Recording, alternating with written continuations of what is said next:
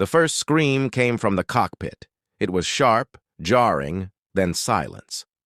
Flight 782 from Toronto to London was cruising at 36,000 feet when the intercom crackled. "Is there a doctor or pilot on board?" The voice trembled. Panic spread like spilled ink. And that's when 12-year-old Jamie Carter stood up. He had been in seat 18A, headphones on, halfway through a documentary about the Concorde. Jamie loved planes. Obsessed, really. He could rattle off specs of a Boeing 787 in his sleep. But no one expected a middle schooler in sneakers and a hoodie to walk briskly to the front and knock on the cockpit door. His mom tried to stop him. "Jamie, sit down. This isn't a game."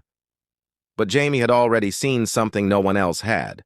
The co-pilot being carried out, unconscious, and the captain slumped over the controls, eyes fluttering.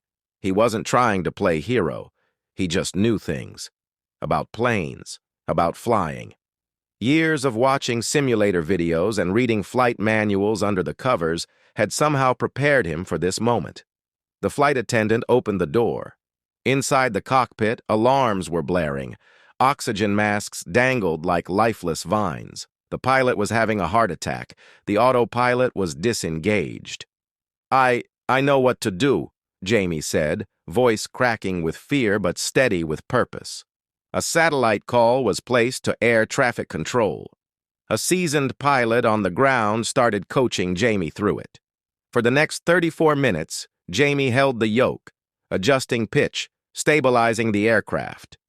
His small fingers shook as he toggled switches with unfamiliar confidence. The passengers were silent, praying, crying, holding hands. A few asked later if it was a movie being filmed. By the time they safely landed in Shannon, Ireland, emergency crews met them on the tarmac. The pilot survived. Jamie was a hero, but that's not what this story is really about. That came 24 hours later. After news networks aired Jamie's story, his face was everywhere. Boy wonder saves 300 lives. He didn't smile much in interviews. He didn't seem proud, just quiet. When asked how he knew what to do, he simply said, "I didn't want anyone to be scared." Later that night, at the airport hotel, there was a knock on his door. An older man stood there, eyes rimmed red, holding a framed photo. "This is my wife," he said, voice trembling. "She was on that plane. Stage 4 cancer. We were going to London for one last chance at treatment. Because of you, she's still here." Jamie blinked. His mouth opened, but no sound came out. The man reached out and hugged him, tightly, like Jamie had just given him back the world. Other passengers began to approach him, too. A young woman whose fiancé was on board, a single mom with 2 kids, a flight attendant who had once sworn she'd quit after a scare like that, but didn't now.